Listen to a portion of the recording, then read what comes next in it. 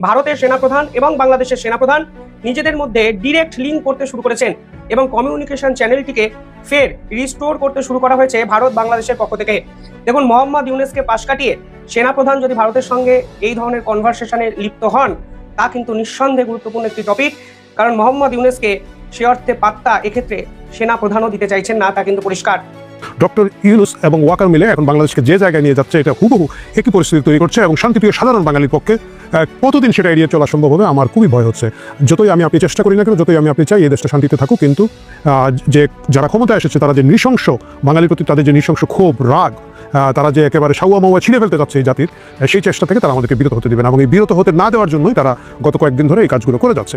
প্রতিবেশী দেশে সাম্প্রতিক উত্তেজনার মধ্যেই স্থিতিশীলতা নিশ্চিত করতে ভারত ও বাংলাদেশের সেনাপ্রধানরা সরাসরি আলোচনা করছেন। বাংলাদেশের সেনাপ্রধান জেনারেল ওয়াকারুজ্জামান ভারতীয় সেনাপ্রধানকে আশ্বস্ত করেছেন সম্পদের নিরাপত্তার বিষয়ে। জানা গেছে, ওয়াকার আশ্বস্ত করেছেন বাংলাদেশে থাকা সমস্ত ভারতীয় সম্পদ নিরাপদ থাকবে। দেশের অভ্যন্তরে উত্তেজনা বাড়লেও নিরাপত্তা বজায় রাখার প্রশ্নে ঢাকার প্রতিশ্রুতির কথা তুলে ধরেছেন তিনি। সেনাপ্রধানের এই ফোনালাপের মধ্যে কিন্তু আমি আরেকটি প্রচ্ছন্ন বার্তা দেখতে পাচ্ছি। তিনি যখন ভারতকে আশ্বস্ত করেছেন যে দেশে যাই হোক আমরা আপনাদের সম্পদ রক্ষা করব, এর মানে হলো তিনি হয়তো বর্তমান সরকারের উপর কোনোভাবেই আর ভরসা রাখতে পারছেন না। তিনি স্পষ্টভাবে বুঝিয়ে দিতে যাচ্ছেন রাজনৈতিক সরকার ব্যর্থ হলেও প্রতিষ্ঠান হিসাবে সেনাবাহিনী এখনো দাঁড়িয়ে আছে এবং তারা তাদের দায়িত্ব পালন করবে।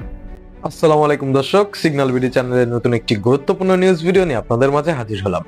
প্রিয় দর্শক, বাংলাদেশের বর্তমান রাজনৈতিক প্রেক্ষাপট নিয়ে ইতিমধ্যে অনেকগুলো ভিডিওর অংশবিশেষ আপনারা দেখেছেন এবং আশা করি বুঝতে পেরেছেন আজকের ভিডিওটি কতটি গুরুত্বপূর্ণ এবং আকর্ষণীয় হতে চলেছে। প্রিয় দর্শক, আমাদের সেনাপ্রধান যে ওয়াকারুজ্জামান আছে, তিনি ডক্টর ইউনূসের প্রতি কোনো রকম ভাবেই বিশ্বাস আনতে পারছে না।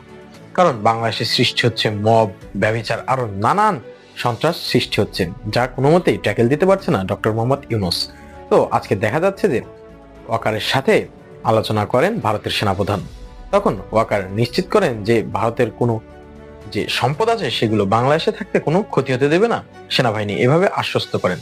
আরো নানান বিষয়ে কথা হয় এবং দেখে বোঝাই যাচ্ছে যে ওয়াকার কোনো মতেই ডক্টর ইউনূসের উপর আর ভরসা রাখতে পারছেন না। তাহলে কি ঘটনা হতে যাচ্ছে দর্শক, জানতে হলে পুরো ভিডিওটি দেখতে থাকুন। আশা করি পুরো ভিডিওটি দেখলে বুঝতে পারবেন। এখনো যারা আমাদের চ্যানেলটি সাবস্ক্রাইব করেননি তারা অবশ্যই আমাদের চ্যানেলটি সাবস্ক্রাইব করে পাশে থাকা বেল আইকনটি অন করে দিবেন। আর যারা ইতিমধ্যে সাবস্ক্রাইব করেছেন তাদেরকে অসংখ্য ধন্যবাদ। তো প্রিয় দর্শক, চলুন আর কথা বাড়াবো না, একটি লাইক দিয়ে মূল ভিডিওতে যাওয়া যাক। বাংলাদেশের সেনাপ্রধান সরাসরি ভারতের সঙ্গে যোগাযোগ করলেন। আজকে যে খবর দুপুরে সকলকে চমকে দিয়েছে তা হলো ভারতের সেনাপ্রধান এবং বাংলাদেশের সেনাপ্রধান নিজেদের মধ্যে ডিরেক্ট লিঙ্ক করতে শুরু করেছেন এবং কমিউনিকেশন চ্যানেলটিকে ফের রিস্টোর করতে শুরু করা হয়েছে ভারত বাংলাদেশের পক্ষ থেকে। দেখুন, মোহাম্মদ ইউনূসকে পাশ কাটিয়ে সেনাপ্রধান যদি ভারতের সঙ্গে এই ধরনের কনভারসেশনে লিপ্ত হন, তা কিন্তু নিঃসন্দেহে গুরুত্বপূর্ণ একটি টপিক। কারণ মোহাম্মদ ইউনূসকে সে অর্থে পাত্তা এক্ষেত্রে সেনাপ্রধানও দিতে চাইছেন না, তা কিন্তু পরিষ্কার। পাশাপাশি এই প্রশ্ন উঠবে যে হঠাৎ কেন সেনাপ্রধান ভারতের সঙ্গে যোগাযোগ করলেন? তিনি কি ভয় পেতে শুরু করলেন? মানে ভারত যেভাবে অ্যাসিস্ট্যান্ট হাই কমিশনারকে ত্রিপুরা থেকে ফিরিয়ে নিয়ে এসছে, কিংবা ভারত যেভাবে চিকেন স্নেকের কাছে নোটাম জারি করেছে, কিংবা মিজোরামের কাছে হঠাৎ করে নতুন মিলিটারি ঘাঁটির ঘোষণা ভারতের সেনাবাহিনী করেছে, এরপরেই বাংলাদেশ সরকারকে কিন্তু অনেক বেশি বিপর্যস্ত মনে হচ্ছে এবং সেনাপ্রধান আজ সরাসরি ভারতের সঙ্গে যোগাযোগ করে সেই পুরো ধারণাটাতেই কিন্তু শিলমোহর দিলেন। যে তথ্য সামনে আসছে সেখানে বলা হচ্ছে বাংলাদেশের সেনাপ্রধান সরাসরি ভারতকে আশ্বস্ত করেছেন যে ভারতের কোনো সম্পদের উপর কোনো আক্রমণ, কোনো আঘাত বাংলাদেশে হয়নি। স্পেশালি তিনি বলতে চাইছেন এই যে হাই কমিশনার, তাকে কেন্দ্র করে যে বিতর্ক, কিংবা হাই কমিশন অফিসকে কেন্দ্র করে যে অ্যাগ্রেসিভ অ্যাটিটিউড বাংলাদেশের ছাত্ররা দেখিয়েছে, এতে ভারতের কোনো সম্পদের কোনো ক্ষতি হয়নি। অর্থাৎ এই যে পাথর ছোড়ার যে খবর আমাদের সামনে এসছে, কিংবা প্রথম আলো কিংবা ডেলি হান্টের অফিস পুড়িয়ে দেওয়ার যে খবর বা ছবি আমাদের সামনে এসছে, সেই ধরনের তীব্র কোনো আক্রমণ ভারতবর্ষের হাই কমিশনার যে অফিস আছে বাংলাদেশে সেখানে হয়নি। সেই রকম একটু আশ্বস্ত বাণী বাংলাদেশের সেনাপ্রধান আজকে ভারতকে শুনিয়েছেন। এই পুরো বিষয়টিকে একটি শব্দ দ্বারা ব্যাখ্যা করা হয়েছে ভারতের কাছে, ভারতের পক্ষ থেকে।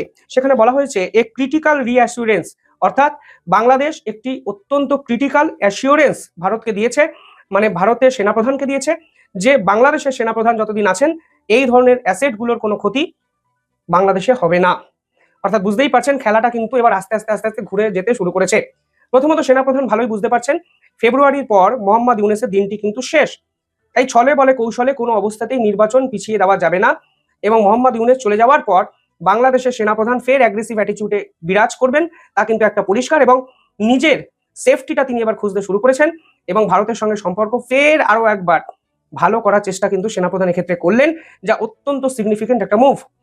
পাশাপাশি ভারত যেভাবে মিলিটারি ডিপ্লয়মেন্ট বর্ডার এরিয়াতে ক্রমাগত করছে, তার উত্তর কিন্তু বাংলাদেশের কাছে নেই। বাংলাদেশের সেনাপ্রধান বুঝেছেন যে বাংলাদেশের এই ছাত্র রাজনীতিতে হঠাৎ করে গজিয়ে ওঠা একদল ছাত্রনেতা তারা ডিপ্লোম্যাসি বোঝেন না, আর বোঝেন না বলেই তারা চিকেন করিডর নিয়ে হুমকি দেন, হুঁশিয়ারি দেন, কিংবা কখনো চিকেন স্নেককে উড়িয়ে দেওয়ার কথা বলেন, শিলিগুড়ি করিডরকে কেটে ফেলার কথা বলেন, যা কিন্তু সেনাপ্রধান কোনো অবস্থাতেই মেনে নিতে রাজি নন। এবং এই ধরনের হুমকি হুঁশিয়ারির ফলে ভারত বাংলাদেশের সম্পর্ক যে তলানিতে গিয়ে ঠেকেছে তা কিন্তু সেনাপ্রধান জানেন, এবং সেনাপ্রধান জানেন বলেই তিনি কিন্তু ড্যামেজ কন্ট্রোলে সরাসরি লিপ্ত হলেন এবং মোহাম্মদ ইউনুসকে পাশ কাটিয়ে ভারতের সেনাপ্রধানের সঙ্গে যোগাযোগ করলেন। একাধিক রিপোর্টে কিন্তু আজকে সামনে চলে এসেছে। পাশাপাশি বাংলাদেশের সেনাপ্রধান বুঝতে পারছেন এই যে লাগাতার হিন্দুদের উপর অত্যাচার বাংলাদেশে হচ্ছে তা কিন্তু কোনো অবস্থাতেই ভারত সহ আন্তর্জাতিক স্তর ভালোভাবে মেনে নিচ্ছে না। আপনারা জানেন কালকে ময়মনসিংহে এক হিন্দু যুবককে গাছে বেঁধে মেরে পুড়িয়ে দেওয়া হয়। 27 বছরের সেই যুবকের নাম দীপু চন্দ্র দাস। এবং আজকে সেনাপ্রধানের সাথে ভারতবর্ষের কথাবার্তা বলার পর এই ঘটনায় কিন্তু 7 জনকে আটক করা হয় বাংলাদেশে। ফলে একটা জিনিস পরিষ্কার, ভারতের অবস্থানটা স্পষ্ট বুঝিয়ে দিয়েছে বাংলাদেশকে যে তোমরা যদি এই র্যাডিক্যালাইজড সভ্যতার বিপক্ষে কোনো পাল্টা পদক্ষেপ না নাও তাহলে ভারতের মতো করে ভাববে। এবং এরপরেই দেখুন হিন্দুদের উপর অত্যাচারের জন্য 7 জনকে অ্যারেস্ট করা হলো, যা শেষ 1 বছরে বাংলাদেশে কিন্তু দেখা যায়নি। পাশাপাশি সেনাপ্রধান বুঝেছেন আন্তর্জাতিক স্তরে তিনি প্রবল চাপের মধ্যে পড়ে গেছেন। যেভাবে প্রথম আলোর অফিসকে জ্বালিয়ে পুড়িয়ে দেওয়ার ছবি আমরা দেখেছি, কিংবা যেভাবে ডেইলি স্টার তাদের ছবি ভিডিও আমরা বিভিন্ন ক্ষেত্রে দেখেছি অফিস পুড়িয়ে দেওয়ার, তাতে কিন্তু আন্তর্জাতিক স্তর রীতিমতো স্তম্ভিত এবং তারা ভীত সন্ত্রস্ত। আমেরিকার পক্ষ থেকে সরাসরি ট্রাভেল অ্যাডভাইজারি জারি করা হয়েছে। সেখানে বলা হয়েছে মার্কিন নাগরিকরা যেন এই মুহূর্তে বাংলাদেশে না যান।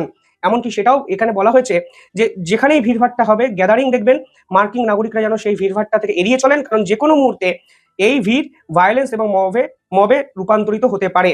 অর্থাৎ আমেরিকা স্পষ্ট বুঝে গেছে বাংলাদেশের ছাত্র নেতাদের ঘিরে থাকা এই সমর্থকদের আসল চরিত্র মব তৈরি করার জন্য আদর্শ।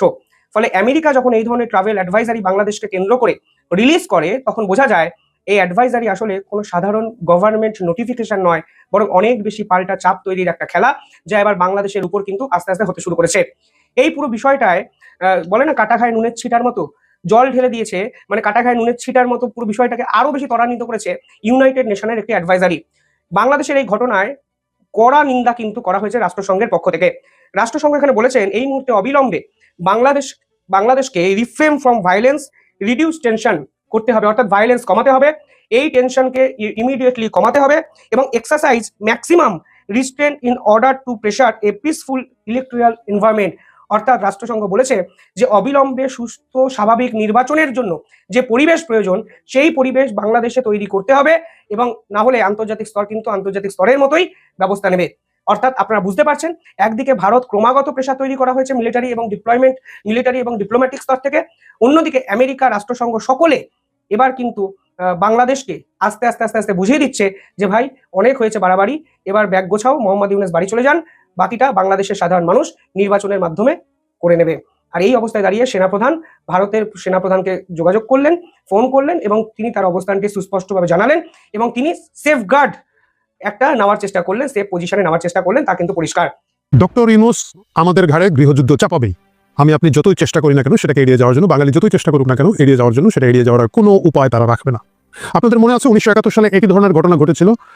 বাঙালিরা অনেকভাবে চেষ্টা করেছিল যে কোনোভাবে যদি এড়িয়ে যাওয়া যায়। 70-এর ঘূর্ণিঝড় হলো, নির্বাচন পেছানোর জন্য দাবি করা হলো, পশ্চিম পাকিস্তানের শাসকরা কোনোভাবে নির্বাচন পেছাতে দিতে রাজি নয়। তারপরে বাধ্য হলো, বাঙালি নির্বাচনে গেল, নির্বাচনে জিতলো এবং জেতার পরে ক্ষমতা আরোহণের জন্য চেষ্টা করলো, বিভিন্ন আলোচনা গোলটেবিল চলতেই থাকলো, কোনোভাবেই তারা আমাদেরকে ক্ষমতা দিতে রাজি হলো না। এবং শেষ পর্যন্ত তারপরেও যখন কোনোভাবে বাঙালিকে একটা লেভেলের পরে উস্কানো গেল না, যখন তারা তখনকার সংসদ অধিবেশন বাতিল করে দেওয়ার পরেও বাঙালির অস্ত্র হাতে তুলে নিল না, তখন তারা 25শে মার্চ রাতে ক্র্যাকডাউন করলো এবং আমাদের হাজার হাজার মানুষকে খুন করে ফেললো। এমন একটা পরিস্থিতি তৈরি করলো, বাঙালির আসলে পাল্টা অস্ত্র হাতে তুলে নেওয়া ছাড়া, পাল্টা যুদ্ধ ঘোষণা করা ছাড়া কোনো উপায় ছিল না। ডক্টর ইউনুস এবং ওয়াকার মিলে এখন বাংলাদেশকে যে জায়গায় নিয়ে যাচ্ছে, এটা হুবহু একই পরিস্থিতি তৈরি করছে এবং শান্তিপ্রিয় সাধারণ বাঙালির পক্ষে কতদিন সেটা এড়িয়ে চলা সম্ভব হবে আমার খুবই ভয় হচ্ছে। যতই আমি আপনি চেষ্টা করি না কেন, যতই আমি আপনি চাই এই দেশটা শান্তিতে থাকুক, কিন্তু যে যারা ক্ষমতায় এসেছে তারা যে নৃশংস, বাঙালির প্রতি তাদের যে নৃশংস ক্ষোভ, রাগ, তারা যে একেবারে সাউয়া মাউয়া ছিঁড়ে ফেলতে চাচ্ছে এই জাতির, সেই চেষ্টা থেকে তারা আমাদেরকে বিরত হতে দেবে না, এবং এই বিরত হতে না দেওয়ার জন্যই তারা গত কয়েকদিন ধরে এই কাজগুলো করে যাচ্ছে। প্রশ্নটা হচ্ছে, আপনারা দেখবেন যে যা করছে তারপরে অনেকটা সেই ইয়াহিয়া খান টিক্কা খানের মতো অবস্থা, যে তুই আর কতদিন বাবা, তুই কতদিন সহ্য করে থাকবি, কতদিন ভদ্রতা দেখাবি। ভয়ের বিষয় হচ্ছে যারা এই মুহূর্তে ক্ষমতায় আছে, যারা রাষ্ট্র ক্ষমতা দখল করেছে, তাদের কারো এই দেশের প্রতি, দেশের মানুষদের প্রতি কোনো ধরনের মায়া মহব্বত নয়। এদের অধিকাংশই শেষ পর্যন্ত কোনো দায়িত্ব নিবে না, এবং পুরো দেশটা গাড্ডায় পড়লো না বিপদে পড়লো, এদের কিছুই যায় আসে না। মুশকিল হচ্ছে আপনারা যারা, আমরা যারা ভবিষ্যতে আমাদের পরের প্রজন্মকে, আমাদের বাচ্চা কাচ্চা যারা দেশে আছে, দেশে বড় হতে চায়, দেশে নেতৃত্বে আসতে চায়, দেশের জন্য কাজ করতে চায়, তাদের জন্য এই বিপদটা হবে। এটা হচ্ছে খুব মন খারাপের বিষয়। কি পরিমাণ উস্কানি দেওয়া হচ্ছে আপনি চিন্তা করে দেখেন। একেবারে প্রকাশ্যে ঘোষণা দিয়ে এখানে ওইখানে গিয়ে আগের দিন একেবারে রুটিন করে যে কালকে ওইখানে গিয়ে ভাঙবো, পরশু এখানে গিয়ে ভাঙবো, একটা জঙ্গলি অবস্থা, একটা মানে জঙ্গলের আইনত বোধহয় চেয়ে ভালো। আমার তো মনে হয় যে আফ্রিকার সবচেয়ে নৃশংস জাতি যেগুলো আছে, তারাও বোধহয় এই ধরনের এইটুক সভ্য ইতিমধ্যে হয়ে গেছে, যে অবস্থা এখন বাংলাদেশে চলছে, এবং এটা খুব প্রকাশ্যে করা হচ্ছে, এবং সরকার এটাকে খুব প্রমোট করে যাচ্ছে। সরকার এই আপনি গোটা ঢাকা সহ তাণ্ডব যারা রটাচ্ছে, আপনি দেখবেন হাতে কোনো 2 থেকে 300 লোক হবে, এবং এদেরকে কন্ট্রোল করে ফেলা কোনো বিষয় না, কিন্তু সরকার এটা কন্ট্রোল করতে চাচ্ছে না, এবং তারা অপেক্ষা করে ভাঙচুর হয়, মারামারি হয়, তারপরে গিয়ে পরের দিন তারা একটা বিবৃতি দেয়, আমরা কিন্তু সব কিছু নজরে রাখছি, আমরা কিন্তু দেখে ফেলাম, খাওয়া ফেলাম, তীব্র নিন্দা জানাবো। এই গোটা জিনিসটাই করা হচ্ছে, অনেকটা আমাদের সাথে ফাইজলামি করতেছে, আমাদের সাথে ইতরামি করতেছে এই লোকগুলা, যে দেখ আমিও পারি। মুশকিল হচ্ছে প্রত্যেক ক্রিয়ারই একটা সমান ও বিপরীতমুখী প্রতিক্রিয়া আছে, এবং এই সমান ও বিপরীতমুখী প্রতিক্রিয়া যখন শুরু হবে, এই লোডেরা সামলাতে পারবে না। এই ধরনের যে গৃহযুদ্ধ, যেটা অবসম্ভাবী এখন মনে হচ্ছে আমার কাছে, যেটা এড়িয়ে যাওয়ার যতই চেষ্টা আমরা করি না কেন সকলে মিলে, যতই আমরা শান্ত করার চেষ্টা করি না কেন, যতই আমরা চেষ্টা করি লোকজনকে বুঝাতে, একটা সময় সব লোক এটা বুঝবে না, সব লোক কিন্তু এটা মানবে না, এবং তারা পাল্টা আক্রমণ, পাল্টা লড়াইয়ের মধ্যে নেমে যাবে। এটা একটা বিপজ্জনক অবস্থা হবে, এবং যখন এই জিনিসটা হবে তখন আমাদেরকে কিছু জিনিস অবশ্যই খেয়াল রাখতে হবে। আপনারা দেখবেন যে এই ইউনূসের যে সুশীল দালালগুলো আছে, এদের হাত থেকে বাঁচতে হবে, এরা যাতে আর ভবিষ্যতে কাউকে বিভ্রান্ত করে না ফেলতে পারে, এই জিনিসটা খুব সতর্ক থাকতে হবে। আপনি দেখবেন এই যে গতকালকে প্রথম আলো ডেইলি স্টারের মধ্যে হামলা হয়েছে, মানে এটা হয়েছে ভাই, সত্যি কথা বললে আপনারা সকলে জানেন, সরকারের পত্রিকা, সরকারের লোক হামলা করছে, আমার আপনার কি করার আছে? এই তো লাঠিপুতা খাওয়ার পরে প্রথম আলোর সাজ্জাদ শরীফ দেখলাম ভিডিওতে বলছে যে সরকারের ভাবমূর্তি ক্ষুণ্ণ করার জন্য হামলা হয়েছে। ওরে আল্লাহ রে, ওরে তোমার সরকার, তোমার এমন ভাবমূর্তি আছে, মানে ল্যাংটা নাই বাটপাড়ের বই ইউনিসের ভাবমূর্তি, আবার এটা নাকি ক্ষুণ্ণ করার জন্য হামলা করা হয়েছে। মানে কবিতা ছিল না যে মেরেছো কলসির কেন, তাই বলে কি প্রেম দেবো না? প্রথম আলোর অবস্থা হয়েছে করেছো বলাৎকার, তবুও বলি চমৎকার। চমৎকার তো বলতেই হবে, কারণ ওই যে অন্য বাইরে কেউ বলাৎকার করলে তাও গিয়ে থানায় একটা ধর্ষণ মামলা করা যায়, আর নিজের ছেলে পেলে যখন বলাৎকার করে যায় তখন বাচ্চা তো চুপ করা ছাড়া থাকার কোনো উপায় নেই। প্রথম আলো হচ্ছে এই অবস্থা, সরকারের ভাবমূর্তি নাকি ক্ষুণ্ণ হচ্ছে ভাই, মানে এবং এই জন্যই হামলা করা হচ্ছে। মানে তারপরেও তারা এই অথর্ব, এই নৃশংস এই সরকারকে, এই হিংস্র সরকারকে তারা তারপরেও পাস দিয়ে যাবে। এবং তারপরে যথারীতি আমাদের কিছু যে তথাকথিত সুশীল দেখলাম 12-14 জন গিয়ে একটা করে কাগজের ব্যানার টাঙ্গায় দাঁড়ায় থাকলো। এইগুলো করা হয় কেন? যখন মানুষ খুব অনেক ক্ষুব্ধ হয়, অনেক রেগে ওঠে, এই রাগটা, এই গ্যাসটা বের করে দেওয়ার জন্য এই দালালদেরকে নামানো হয়। দালাল লাগে হালকা ছিদ্র দিয়ে বের হয়ে যায় আর কি। একই ঘটনা দেখলাম আমরা ছায়ানটের ক্ষেত্রে। ছায়ানটে গেছে আরেক বাটপার, এটা হচ্ছে ওই কি সংস্কৃতি উপদেষ্টা, ওই যে সবাই বলে আমাদের ইন্টারপাস উপদেষ্টা একজন আছে না, ড্রোন চালায় ফারুকি। সো ওই ফারুকি ওইখানে গেছে। আমি বুঝি না ছায়ানটের কর্তা ব্যক্তিরা তো এর তো বাইন্দা রাখা দরকার ছিল ছায়ানটের মধ্যে, মানে ওইভাবে যদি ক্ষুব্ধ আপনারা হইতেন। এর নিয়ে দেখাচ্ছে, এবং সে কিন্তু গতকালকে জানে, পরশু, মানে ছায়ানট ভাঙা হয়তো 3 দিন ধরে জানে। মানে আপনারা জানেন যে এনসিপি নেত্রী একটা আছে দিলশান বাদল, সে আগে থেকে এটা বলে বেড়াচ্ছে, বা আরো অনেকেই ইঙ্গিত দিচ্ছে। তারপরে ধরেন আজকে মানে এই ভিডিওটা যখন করছে, উদীচিতে হামলা হয়েছে। উদীচি থেকে আপনাদের অনেকেই মনে থাকতে পারে আমাদের আনু মোহাম্মদ স্যার সহ ওনারা গিয়ে দ্রুহযাত্রা করেছিলেন এবং গান গাইতে গাইতে গিয়েছিলেন। আমি আশা করি যে এখন যখন তাদের উপরে হামলা হয়েছে, ওনারা আবার একটা দ্রুহযাত্রা বা কিছু একটা করবেন, কারণ একটা প্রতিবাদের তো প্রয়োজন আছে। কিন্তু মুশকিলটা হচ্ছে কি, এই যে গ্যাস বের করে দেওয়া প্রতিবাদের যে খেলাটা হচ্ছে, এই খেলাটা আলটিমেটলি কতদিন টেকসই হবে, এইটা আমার বেশ সন্দেহ হয়, নাম্বার 1। নাম্বার 2 হচ্ছে যারা এখন খুব বেশি বিক্ষুব্ধ, বেশি রেগে মেগে আছেন, তাদেরকে আমি বলবো যে আপনারা সাইড লাইনে থাকেন, আপনারা গ্যালারিতে বসে থাকেন। এইটা হচ্ছে আলবদরের যুদ্ধ, এবং আলবদরের এই সাময়িক যুদ্ধ, এরা এই খেয়ে করে তাদের শক্তিটা ক্ষয় হোক। তারা যারা টোটাল লোকজন মিলে এই যে দেশের উপরে যে বিপর্যয়টা এনেছে, এবং আনার পরে এটা অবশ্যম্ভাবী, এটা শুধু বাংলাদেশে হচ্ছে তা না, পৃথিবীর সরকারই হয়েছে। একটা কথা আছে যে বিপ্লব তার সন্তানদেরকে খেয়ে ফেলে, এবং ইতর প্রাণী সবগুলোই তাদের সন্তানকে খেয়ে ফেলে। তো এখানে একজন আরেকজনের খাচ্ছে, মানে এটা দেখেছে, আর আপাতত কিছু করার নেই। বাট আমার কাছে যেটা মনে হয় যে তারা এমন একটা চূড়ান্ত ট্রিগার্ড অবস্থায় নিয়ে যেতে চাইবে, তারপরে গিয়ে এখানে একটা বড় বিপর্যয় থেকে দেশকে রক্ষা করা যাবে না। মানে আপনি জাস্ট চিন্তা করেন, জাতীয় কবির কবরস্থানে তার পাশে উসমান হাদিকে কবর দিচ্ছে সরকার। সেই সরকার যারা মতিয়া চৌধুরীকে কবরের মাটি বরাদ্দ দেয় নাই, তার লাশ অপেক্ষায় ছিল। সেই এখন তো বলবেন যে আপনি ভদ্রলোক সুরের বাচ্চাকে গালি দেন। এরা কিন্তু মতিয়া চৌধুরীর কবরের জায়গাটা দেয় নাই, এবং শেষ পর্যন্ত মতিয়া চৌধুরীকে তার স্বামীর কবরে কবরস্থ করতে হয়েছে। এবং এরা উসমান হাদি মারা গিয়েছেন, আল্লাহ তাকে ব্যস্ত করুক, তার জন্য প্রার্থনা করি। তার বাচ্চাটা জন্য স্পেশালি আমার খুবই মনটা খারাপ হয়েছে, বাচ্চাটা বাবা ছাড়া বড় হবে। কিন্তু এটা আপনাকে মানতে হবে, উসমান হাদি এই সংগ্রামের, এই যুদ্ধের পার্ট, যেখানে জুলাই আগস্ট মাসে যে হাজার হাজার মানুষ মারা গেছেন। ওসমান হাদি যদি আপনি বলেন যে জাতীয় কবির পাশে তাকে সাহিত্য করতে হবে কোন যুক্তিতে, মানে উনি কেন বিখ্যাত? আপনি কিন্তু জুলাই আগস্টের আন্দোলনে ওসমান হাদিকে আমরা দেখেছি যখন সরকার পতনের পরের একটা ভিডিও দেখা যায়, উনি হই হই রই রই আওয়ামী লীগ গেল কই বলে আসছেন, এবং পরবর্তীতে জুলাই কেন্দ্রিক অনেকগুলো সংগঠন তৈরি হয়েছে। উনি একটা সংগঠন তৈরি করেছিলেন ইনকিলাব সেন্টার, ভালো, উনি কালচারাল কাজকর্ম করছিলেন, কিন্তু মূলত উনি আসলে যে কাজগুলো করছেন উনি নিজে বলেছেন যে বিভিন্ন জায়গায় ভাস্কর্য ভাঙতে হলে এখন আর উনি ফ্রি ভাঙবেন না, 10 লক্ষ টাকা করে দিলে উনি ভাঙবেন। এবং এই যে বিভিন্ন জায়গায় এই যে অশান্তি তৈরি করার যে সিস্টেমগুলো চলছিল, মানে উনি বিখ্যাত কেন? উনি বিখ্যাত হচ্ছে যখন গোপালগঞ্জে ওয়াকার বাহিনী নির্দোষ মানুষদেরকে গুলি করে মেরে ফেলছে, ঘরে বাড়িতে গিয়ে হামলা করছে, তিনি একটা ডায়ালগ দিয়েছিলেন যে সাওয়া মাওয়া ছিঁড়ে ফেলা দাও 10 পোলাদের। এই কারণে কিন্তু উনি বিখ্যাত। সো এই ডায়লগটা দেওয়ার কারণে কবি নজরুলের সৃষ্টির সাথে তার এই সৃষ্টিকে মিলিয়ে একই সাথে জাতীয় কবির কবর, মানে কমান, মানে বেশি বললে ওরা তো, এখন আমি যদি বেশি বলি তো কাজী নজরুল ইসলামটা তো কবর থেকে তুলে বের করে বলা হবে, ভাই আপনি সাইডে যান, আপনি বুড়িগঙ্গার পারে গিয়া গান মসজিদের ওই পাশে তোমার কবর দিও ভাই, বুড়িগঙ্গার নদীর পারে একটা মসজিদের পাশে কবর দিলেই তো হইলো, করতে পারে। সো এত বেশি বলছে না, কিন্তু বাস্তবতা হচ্ছে একেবারেই ট্রিগার পয়েন্টে আছে, এবং এই ট্রিগার পয়েন্টে যখন এই দেশটা আছে তখন এই যে দালাল শ্রেণী, বিশেষ করে এই যে সুশীল দালাল শ্রেণী, এদের বিষয়ে আমাদের সকলের সতর্ক থাকতে হবে।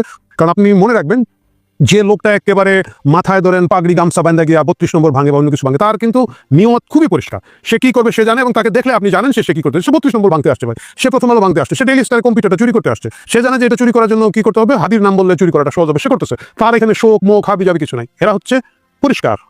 কিন্তু যারা মুখোশের আড়ালে সুশীলতা করে বেড়াচ্ছে, যারা মুখোশের আড়ালে প্ল্যাকার্ড ধরে তথাকথিত প্রতিবাদ করবে, এবং তারা যারা কান্না কণ্ঠে বলবে সরকারের ভাবমূর্তি ক্ষুণ্ণ করার জন্য এই হামলা হচ্ছে, এইসব দালালদের ব্যাপারে সতর্ক থাকতে হবে। কারণ এরাই আসলে মানুষের ন্যায্য রাগ, ক্ষোভ, ঘৃণা এবং এই দেশকে বাঁচানোর যে অবশ্যম্ভাবী সংঘাত সামনের দিকে আসছে, সেখানে কিন্তু পিছন থেকে চুরি মারতে পারে। আমার কাছে মনে হচ্ছে ডক্টর মোহাম্মদ ইউনূস একটা গৃহযুদ্ধ চাচ্ছেন, তিনি সেই গৃহযুদ্ধ হয়তো পাবেন। শেষ পর্যন্ত আমাদের সোনার দেশটা পুড়ে ছাই হয়ে যাবে। এই দুঃখ, এই বেদনা আমাদেরকে বয়ে বেড়াতে হবে, এই প্রজন্মকে বয়ে বেড়াতে হবে। প্রিয় দর্শক, ইতিমধ্যে আপনারা আমাদের পুরো ভিডিওটি দেখেছেন। ভিডিওটি দেখে কি জানলেন এবং বুঝলেন, অবশ্যই আপনাদের মূল্যবান মতামতটা আমাদের কমেন্ট বক্সে জানাতে ভুলবেন না। এখনো যারা আমাদের চ্যানেলটি সাবস্ক্রাইব করেননি তারা অবশ্যই আমাদের চ্যানেলটি সাবস্ক্রাইব করে পাশে থাকা বেল আইকনটি অন করে দিবেন, এরকম নিত্য নতুন প্রতিদিন গরম গরম নিউজ আপডেট পেতে। ধন্যবাদ সবাইকে।